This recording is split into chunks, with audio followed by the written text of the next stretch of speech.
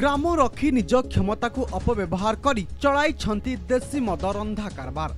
एभली घटना देखा मिली भद्रक जिला तिहिड़ी थाना कुबेरा पंचायत अधीन महादेईपुर गाँव में। विगत 2 दशंधि धरी एपरी चोरामद कारबार सर्वसम्मुखें चलुले पुलिस अवहेला चोरामद बेपारी आहरी सक्रिय होती। गाँ भितर चोरामद मिलुथिबारु श्रमिक माने मूल मजूरी लगी जहाँ रोजगार कर आनती ताहा घर को नदे मद भाटी खर्च करुछंती। मद पी सारिबा परे सेमाने गाँ मध्यरे अश्लील भाषा प्रयोग करने सहित परिवार मध्यरे अशांति सृष्टि करुछंती। विगत किछि दिन हेला देशी मद रंधा स्थानरू दुर्गंध बाहरी गाँर परिवेश को नष्ट करुछि।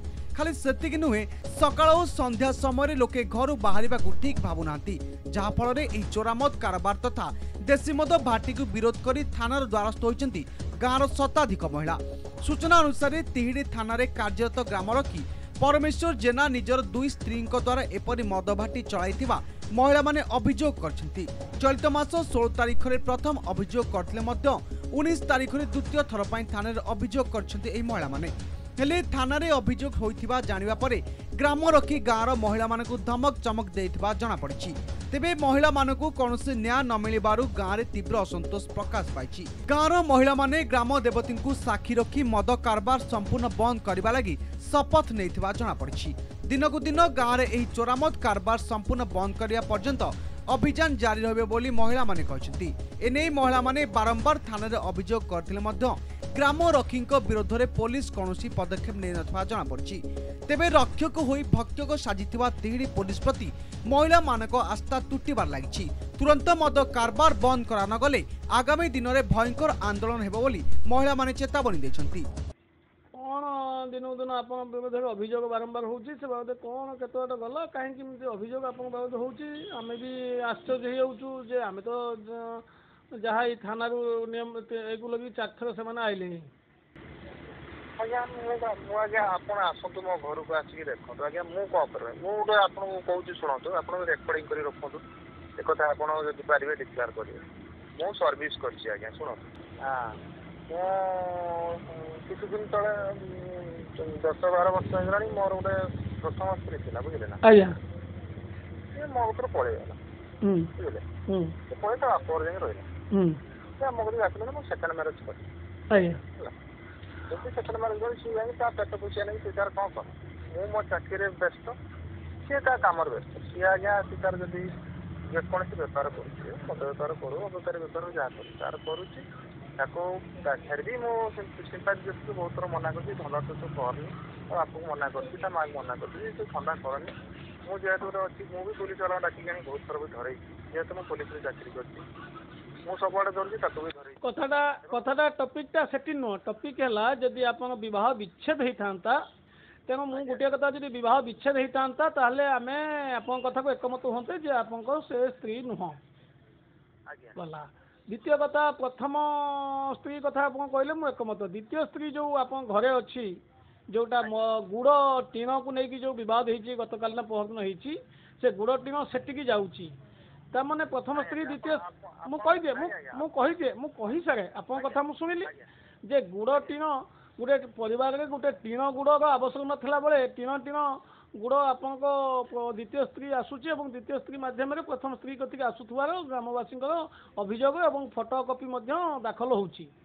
तेणु जदि आप प्रथम स्त्री सहित विच्छेद होता ऑफिशियल विच्छेद होता आज दिन में आपको कहीं आरोप करते ना तेणु आउ मते से बाबद कहतु ना मु आपंकर शुभचिंतक भाव कहीदेली सी आपंकर स्त्री जेहेतु विच्छेद ना ऑफिशियली आपन ता सहित जीवासिया अच्छी संपर्क अच्छी बोली ग्रामवासी अभियोग अच्छी आपन 2टा स्त्री बोली लोके गाँ लोक आबाल बुद्ध बनिता कुहाकुही होउचंती आमे आमर गणमाध्यम भाव आमर कौन बुझार नहीं आप से 2टा स्त्री कि 3टा स्त्री रखिले आमर आपत्ति ना किंतु टपिक जो विच्छेद ही नहीं आपन स्त्री आपन ता सहित आप संपर्क एबे भी अच्छी यदि संपर्क न था ताहले आमे जानते अलग कथा सी मद रांधुची बोली आप जानते ना नहीं सुलोचना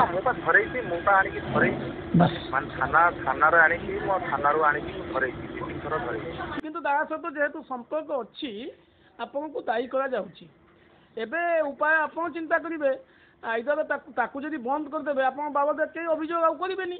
ମୋ କଥା ଆଜ୍ଞା ବନ୍ଦ ଶୁଣନ୍ତୁ ଆଜ୍ଞା ଶୁଣନ୍ତୁ ମୋ ଟିକେ ମୋ କଥା ଶୁଣନ୍ତୁ ଏ ବାବଦରେ ବହୁତ ଆଲୋଚନା ହେଲା ପରେ ଟୋଟାଲି ବନ୍ଦ କରି ଦିଆଯାଇଛି। ନାଇଁ ନାଇଁ ମୁଁ ଆଜି ଯାଇଥିଲି ମୁଁ ନିଜେ ମଧ୍ୟ ଥାର୍ଡ ପାର୍ଟି ମାଧ୍ୟମରେ ସୁଟିଂ ଅଣେଇଛି ଯୋଉଟାକି ଆଜି ବି ମଧ୍ୟ ଗନ୍ଧ ମୁଁ ଯେଉଁ ଜାଗାକୁ ଯାଇଥିଲି ଗନ୍ଧ ପୁତି ଦୁର୍ଗନ୍ଧମୟ ହେଉଛି ଏବଂ ଯେଉଁ ଜାଗାରୁ ଭିଡ଼ିଓ ଆସିଛି ସେ ଜାଗାରେ ମଧ୍ୟ ପୋଚ୍ ଯେଉଁ ଆମେ କହୁଛନ୍ତି ରନ୍ଧା ମଦର ଚିହ୍ନ ବର୍ଣ୍ଣ ଦେଖାହେଉଛି। ତେଣୁ ଆଜିର ଦିନରେ ରନ୍ଧା ଚାଲିଛି ଦୁଇଟା ରନ୍ଧା ହେଉଥିଲା ଆପଣଙ୍କର ସେ ସୁଲୋଚନାରେ ଆଉ ଜଣଙ୍କର ହେଲା।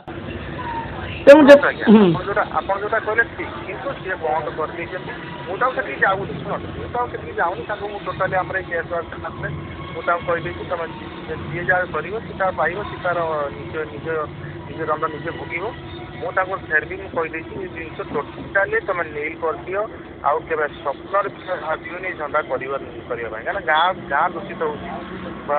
ମୁଁ ଆଜି ବସିଥିଲି ଆପଣ ଗ୍ରାମ ଦେବତୀଙ୍କ ପାଖରେ ମନ୍ଦିର ଯେଉଁ ତିଆରି ହେଉଛି ସେତିକି ଗନ୍ଧ ବାରୁଥିଲା। ମୁଁ ଦିନ 12:30 ବେଳେ ଯାଇଥିଲି ଅଧଘଣ୍ଟାରୁ 40 ମିନିଟ୍ ସେ ଘରେ ଥିଲେ ସେଠି ଥିଲି।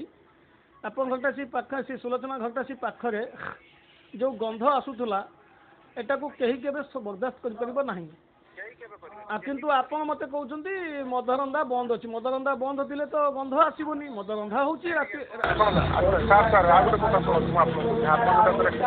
ଏଇଥିପାଇଁ ସାର୍ ହେଉଛି ଜିନିଷଟା ତାକୁ ଯେଉଁ ବନ୍ଦ କରିଦିଆହେଲା ପରେ ତାଙ୍କୁ କୁହାହେଲା ଏ ଯେଉଁ ଗନ୍ଧ ହେଉଛି ଏ ଯେଉଁ ଗନ୍ଧ ଗୁଡ଼ାକ ସବୁ କ୍ଲିୟର କରାଅ।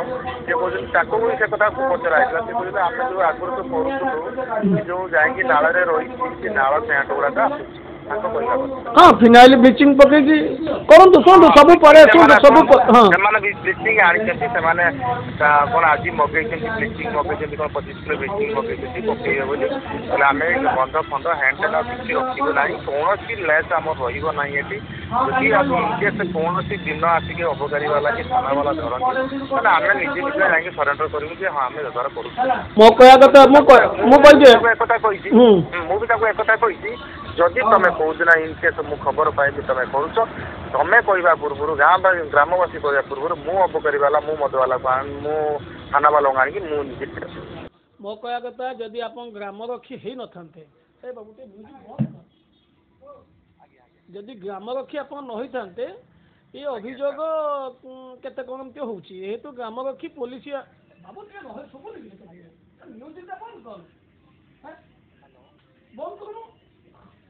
ହ୍ୟାଲୋ ଗୋଟେ ମିନିଟ୍ ହଁ ନା ଇଏ ଗୋଟେ ମ୍ୟୁଜିକ୍ ବାଜୁଛି ଯେ ଘଟଣା ହେଉଛି ଯଦି ଗ୍ରାମରକ୍ଷୀ ନ ହେଇଥାନ୍ତେ ପୋଲିସକୁ ଅଙ୍ଗୁଳି ନିର୍ଦ୍ଦେଶ କରନ୍ତା ନାହିଁ। ତେଣୁ ଆପଣଙ୍କ ପାଇଁ ପୋଲିସ ସରବ୍ୟର ଶିକାର ହେବାକୁ ଯାଉଛି ଏଇଟା ଆପଣ ଅନୁଭବ କରନ୍ତୁ। ଆଉ ଯେଉଁ କହୁଛନ୍ତି ସିଏ ଆପଣଙ୍କ ସ୍ତ୍ରୀ ନୁହଁ ଆଜ୍ଞା ସ୍ୱାମୀ ସ୍ତ୍ରୀ ଭିତରେ ଝଗଡ଼ା ଝାଣ୍ଟି ରାତିର ଝଗଡ଼ା ହୁଏ ଦିନର ଝଗଡ଼ା ହୁଏ ରାତିର ମିଳିଯାଏ। ତେଣୁ ଆପଣଙ୍କ ସ୍ତ୍ରୀ ନୁହଁ ବୋଲି ଆପଣ କହିପାରିବେନି କାରଣ ଆପଣଙ୍କ ସାର୍ଟିଫିକେଟ୍ ଆପଣ ନାହିଁ।